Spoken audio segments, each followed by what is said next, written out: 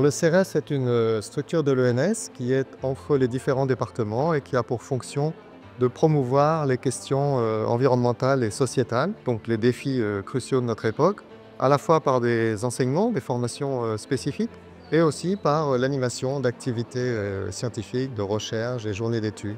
La spécificité du CERES, c'est qu'en particulier, elle s'adresse à tous les étudiants et toutes les étudiantes de l'ENS, de toutes les disciplines, de tous les départements.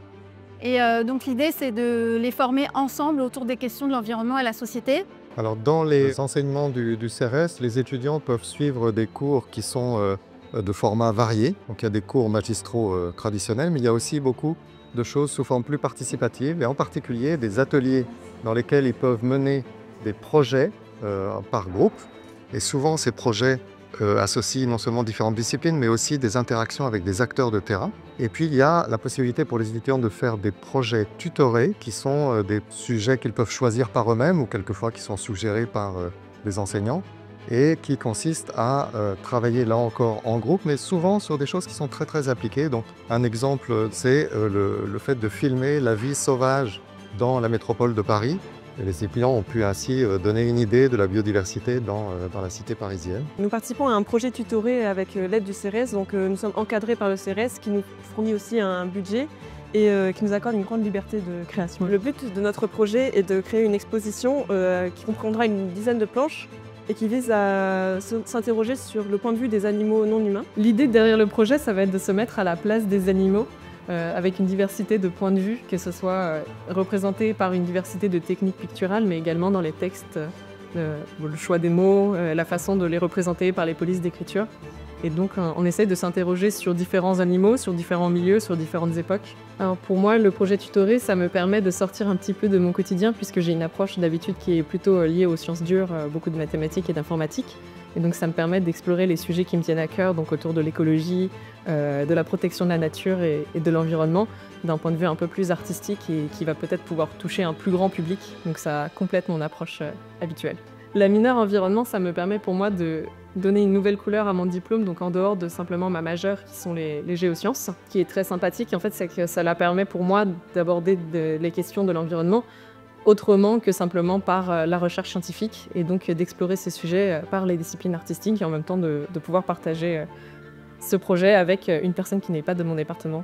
Donc, si vous envisagez de suivre la mineure environnement et de rejoindre les cours du CERES, cela peut vous servir dans votre carrière par la suite, si vous vous retrouvez en situation d'affronter les questions environnementales et sociétales dans des positions de conseil, d'expertise, de recherche, et notamment des recherches interdisciplinaires. Donc notre master, un peu dans la continuité de ce que fait le CERES, s'adresse à des étudiants et des étudiantes de 14 disciplines, avec l'idée en M1 de poursuivre leurs compétences dans leur discipline socle dans un master partenaire, et en M2 de se retrouver avec nous dans un cursus commun autour de l'interdisciplinarité et la transdisciplinarité.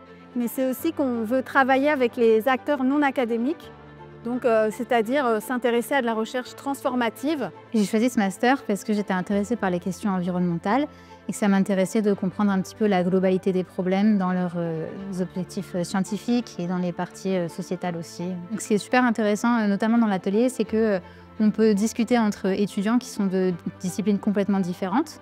Et on a des points de vue qui sont pas du tout, enfin les approches en tout cas, qui sont pas du tout les mêmes.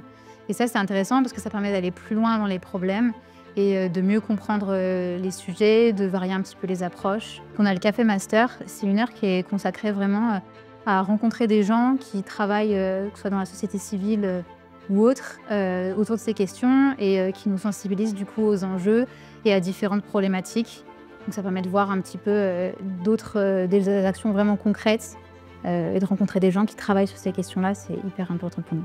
Si vous décidez de nous rejoindre au Master Sciences de la durabilité, les débouchés seront très larges. Notre idée, c'est que en fait, vous pourrez d'un côté continuer dans la recherche autour de l'environnement et des sociétés, donc soit interdisciplinaire, soit transdisciplinaire avec les acteurs non académiques, mais vous pourrez aussi avoir des débouchés soit dans des organismes publics, soit des grandes agences telles que l'ADEME, soit dans les ministères ou même au sein d'entreprises qui envisagent par exemple leur transition environnementale et sociale. Donc nous, ce qu'on pousse, c'est à des débouchés très variés autour des transitions sociales et écologiques dont on a besoin de façon urgente en ce moment.